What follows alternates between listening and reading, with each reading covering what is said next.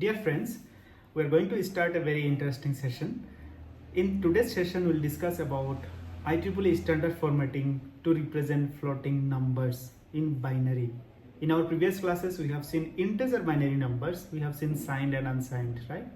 We have seen some arithmetic operations also. So in today's class, we'll see how to represent a floating point or fraction point in binary using IEEE standard formatting. This class will be very important for your exam point of view as well. Please watch the video. Integer number. In today's class, we'll start the introduction to the floating representation of any number.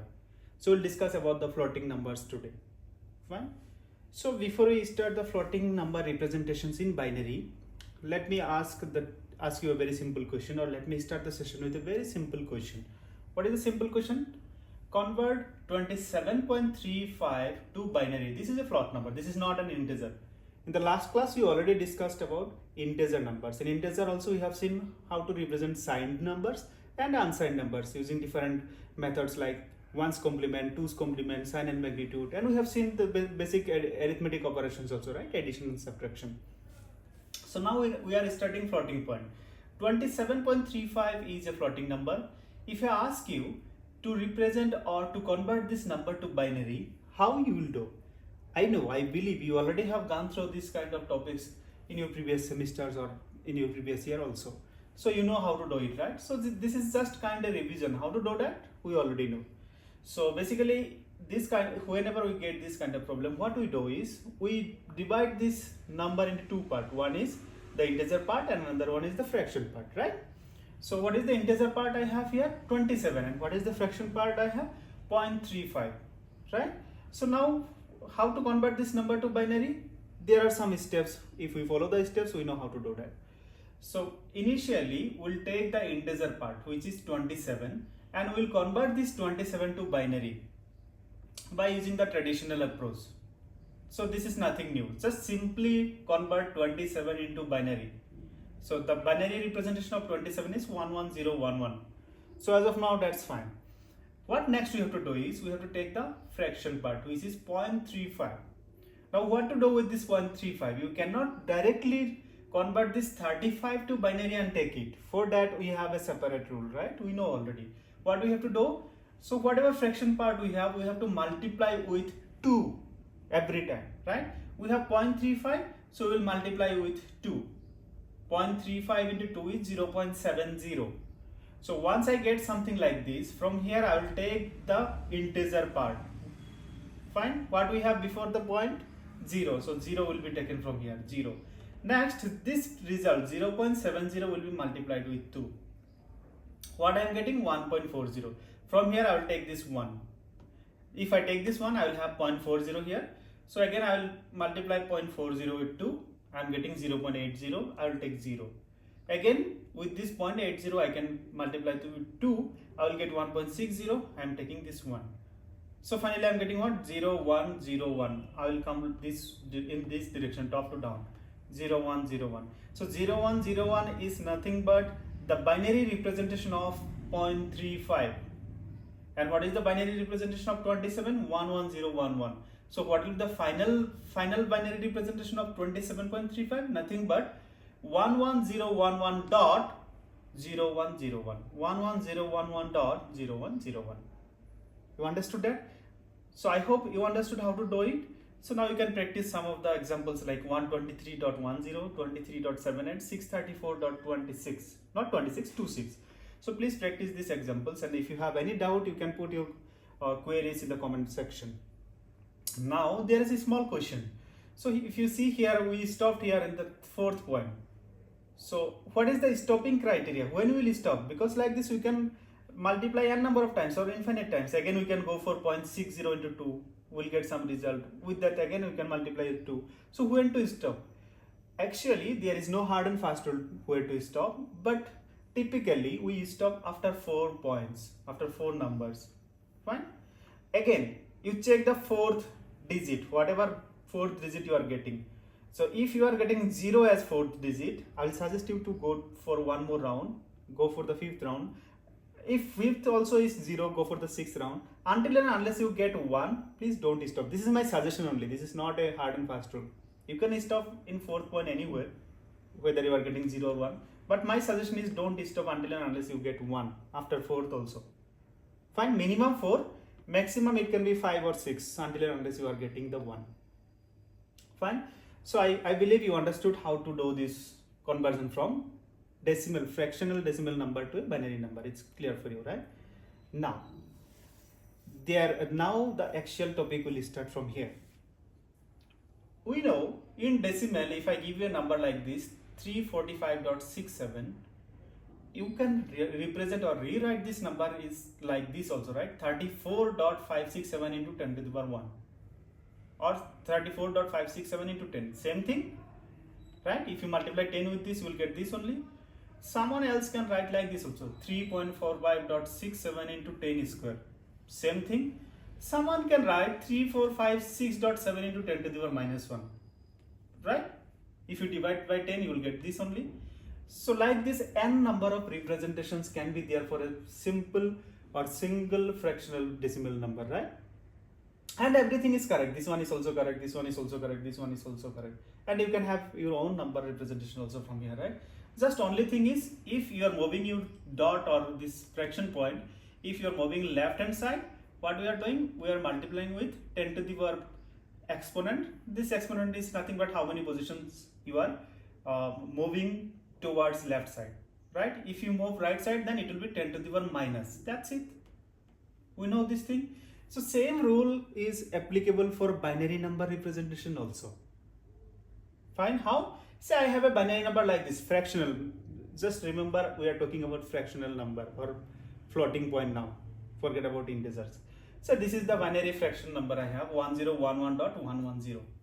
So someone can write this number as 101.1110 into 2 to the power 1. In decimal we write 10 to the power 1, in binary we write 2 to the power 1. Other than that, everything is same. If you are moving left side, we have to put some positive exponent only. But it should be 2 to the power, not 10 to the power. Similarly, if I move one more digit left side, if I move like this bit I want to move here, then how it will look like?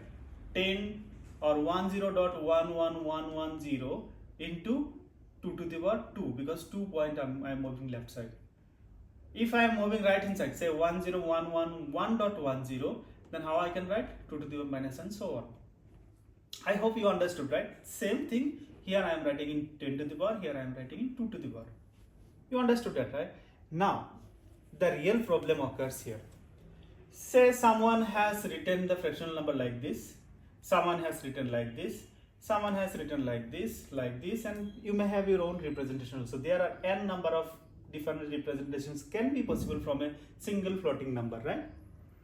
Now the problem is how your computer will understand that this is correct, this is also correct, this is also correct. There are n number of representations. It's very confusing for your computer to understand that all the different representations for a single numbers are correct. It's very confusing, right, to do all the mathematical operations.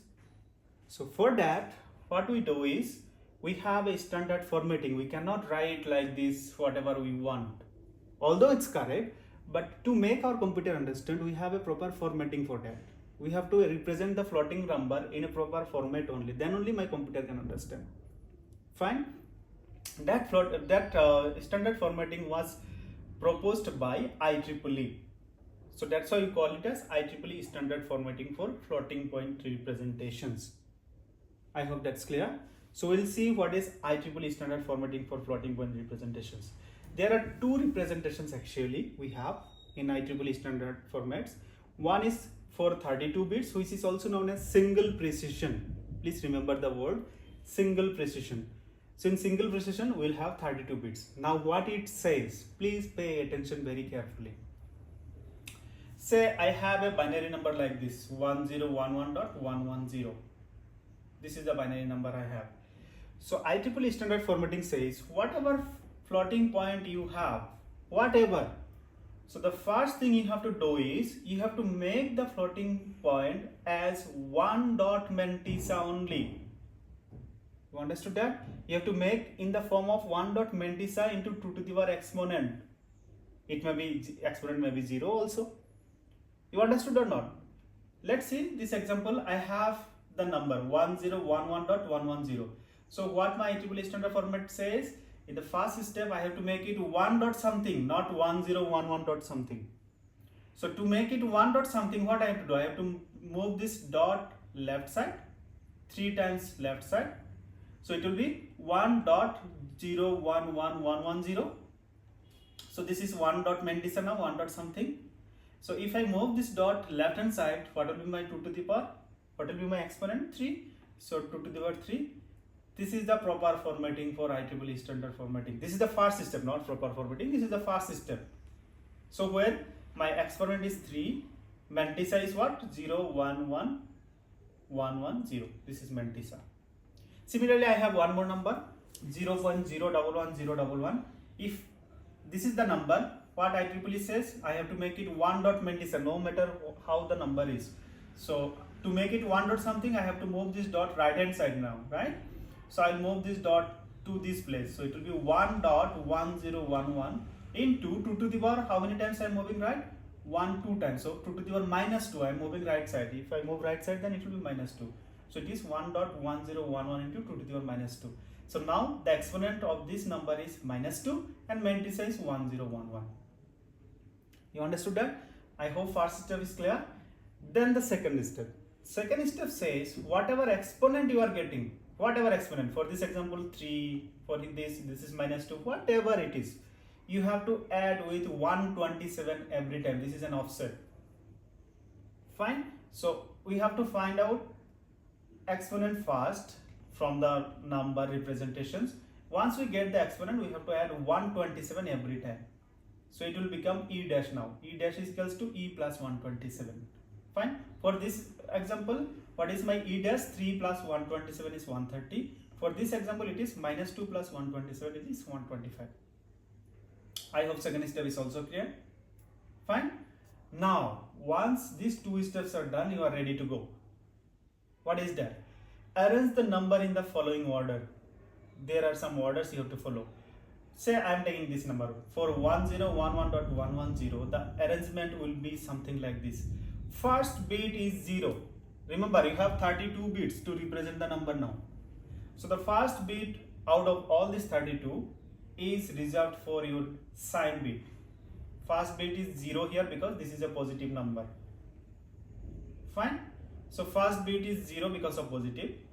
Next 8 bits will be reserved for your exponent or E dash, not exponent, E dash. Fine. First bit is to represent your sign. If it is 0, it is positive, 1 means negative. Next 8 bits will be reserved for the E dash. What is E dash? Exponent plus 127. And next all 23 bits will be reserved for Mendisa. If you see this example, the same example here, first bit is 0 because of positive. What will be the next 8 bits? It is 130. Why 130? We have already calculated. E dash equals to 3 plus 127 equals to 130. So this is the 130 in binary, nothing else. If you convert it back to decimal, it is 130. Now next what? Next 23 bits will be for Mendisa. What is the Mendisa we got here? Mendisa is 0, 4 times 1, 0. So 0, 4 times 1, 0. Now what about other remaining bits? We have to fill all other remaining bits with 0 because we have to make it with 23 bits. If it is not 23 bits, then what we have to do? We have to fill it with all zeros like this. We have to make it finally to 23 bits. Fine. I hope this is clear. We have some examples also, you will understand in a better way. So finally we can represent like this. Whatever number you have, first you follow the two steps, whatever I say. Step number 1 and 2. Then you are ready to format the number. This is the proper formatting. First bit is for sign, next 8 bit for E dash, and next 23 bits for Mendisa. So let's see some example, it will be more clear to you. What is the example? So I have a IEEE standard format with me. This is already in IEEE standard formatting. Now the question is, if this is already in formatting, please convert it back to the decimal number. What is the number it is? So if this is the number representation in front of us, then what we will do? First thing, we will divide it into 3 parts. First bit is for sign bit. Next 8 bits will be for E dash, and all other bits will be for Mendisa. Right? So if you see here, S is 0, so one thing we know is the decimal number will be positive number. Fine. Next, how many bits are there? 8 bits for E dash. Just convert it back to decimal. We have a binary number, convert it to decimal, we'll get our E dash, which is 129 here. This is 129. If you convert it back, you will get 129. But remember, we are converting back from this IEEE standard formatting to decimal. Remember the formula. Whenever we have done from decimal to IEEE standard formatting, what we did? With E dash, we have always added 127, right? In the formula. Now we are reverting it back. So what we have to do? We have to subtract 127 every time from this. You understood that, right? We need E, not E dash. So E is what? E dash minus 127, because we are returning back to decimal. That's why E dash will be, E will be what? 129 minus 127. This is 127 every time. It's 2. So next is mantissa, right? So mantissa, you have to calculate whatever mantissa you have. So if see here, what we have? Now we know this is the mantissa we have. We know the exponent, which is 2. We know the sign also. Fine. Now what we will do? We will represent in this way, 1 dot mantissa into 2 to the power exponent. What is mantissa? This is the mantissa. What is exponent? We have already calculated it as 2. So what I can write it? This is a positive, right? 2 square. So the same thing I can write as 101 dot this much. So I can write this, right? Because I have 2 square. So 101 dot this much. So if you convert this 101 back to decimal, you will get 5, right? This is binary. In binary, if you convert it back, you will get 5. And for this rest, all these binary numbers, I have to calculate the decimal representation. Remember, this is in fraction, right? You cannot calculate this, or we cannot convert this back directly, just like we do with binary. We cannot do like 2 to the power 0, 2 to the power 1, 2 to the power 3. What do we have to do? We have to divide now. We know already, right? So it will be 0 divided by 2 to the power 0, 0 divided by 2 to the power 1, 2 square, 2 cube, 2 4. So like this, we have to divide with 2 to the power. We know that. So and then we have to add all those things. So it will be coming something near about 1. So the final result is 5.1. I guess you understood this. Please practice once more, and if you have any doubt, you can put it in the comment section also. Now the reverse thing, or the thing which we have already seen, from decimal to 30-bit representation. What is the number we have? 40.15625. So what will be my first bit? 0, because this is a positive number. What is my mantissa? I have to find out. How I will find out? First I have to convert this number to binary. For that, what I will do? For 40, I know how to convert. This is a normal integer number. So 40 is 101000. And what is dot 15625? We have to multiply with 2. Whatever result I am getting, again multiply with 2. We know already, we have seen all these things, right?